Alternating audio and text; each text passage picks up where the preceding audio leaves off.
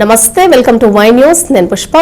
The news sponsored by Vaira family restaurant, national highway, తేటిగుంట.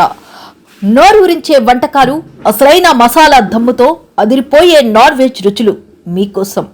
విచ్చేయండి Vaira family restaurant, national highway, Tetigunta, Tuni మండలం, కాకినాడ జిల్లా.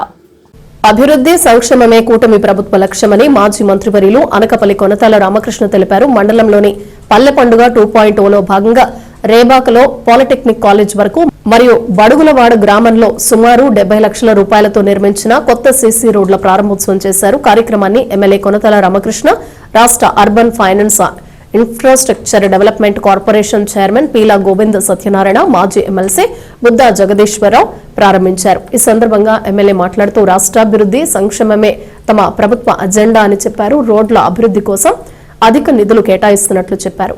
ఎన్నికల సమయంలో ఇచ్చిన ప్రతి వాగ్దానాన్ని అమలు చేస్తున్నామన్నారు. ఈ కార్యక్రమంలో ఎంపీటీసీ చదరం నాగేశ్వరరావు, గంగుపాము జగదీష్, తెలుగుదేశం పార్టీ మండల అధ్యక్షుడు కర్రీ బాబీ, తలారి కాశీనాయుడు, మాటూరి సన్యాసమ్మ, గనిరెడ్డి రాజు, కరణం నాయుడు పాల్గొన్నారు.